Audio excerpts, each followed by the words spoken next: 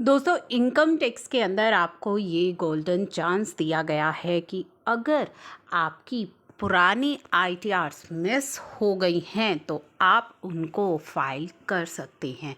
जी हाँ, आप फाइल कर सकते हैं। आप अपडेटेड आईटीआर फाइल कर सकते हैं।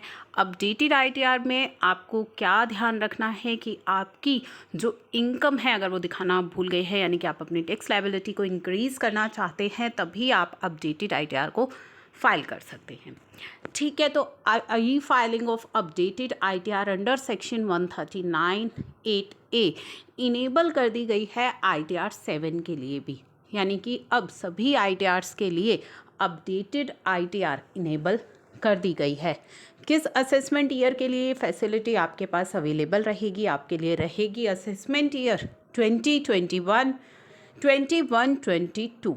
ठीक है, तो फाइनेंशियल ईयर 19-20 और 20-21 के लिए अपडेटेड आईटीआर की फैसिलिटी को इनेबल कर दिया गया है। मिस हो गई थी, लेकिन ध्यान रखिएगा यहाँ पे आप अपना कोई भी जो इनकम है उसको कम नहीं कर सकते, यानी कि टैक्स लायबिलिटी को आप घटा नहीं सकते।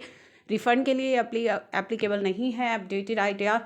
तो ध्यान रखिएगा, जब आपको अपनी लायबिलिटी इंक्रीज़ करनी है, कुछ दिखाना भूल गए हैं, तो आप अपडेटेड आईटीआर फाइल कर सकते हैं। मिस हो गई है तो आप अपडेटेड आईटीआर फाइल कर सकते हैं। तो इसकी एक्सेल यूटिलिटी अभी अवेलेबल हो चुकी है आईटीआर 1 से लेकर के आईटीआर 7 तक।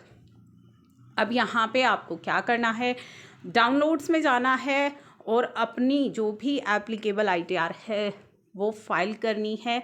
रिस्पेक्टिव असेसमेंट ईयर फोल्डर, वहाँ पे आपको सेलेक्ट करना है किस असेसमेंट ईयर की अपडेटेड आईटीआर आप फाइल करना चाहते हैं। सेलेक्ट करने के बाद डाउनलोड करनी है यूटिलिटी।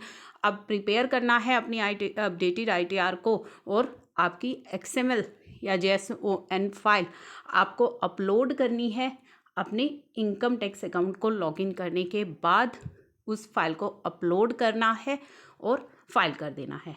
ठीक है, तो इस तरीके से आप अपनी अपडेटेड आईटीआर को फाइल कर सकते हैं। तो अपडेटेड आईटीआर की कंडीशंस तो मैंने आपको बता ही दी है कि किन केसेस में आप फाइल कर सकते हैं, और भी काफ़ी सारी इसकी कंडीशंस है जो ऑलरेडी डिटेल में हम डिस्कस कर चुके हैं, तो वो दोबारा अब मैं आपको यहाँ पे रिपीट नहीं करूँगी। तो ये काफ़ी इम्पोर्टेंट है उन सभी के लिए जिनकी आईटीआर्स मिस हो गई हैं, नोटिस से बचना चाहते हैं, तो अपनी अपडेटेड आईटीआर की फैसिलिटी को यूज़ कीजिए।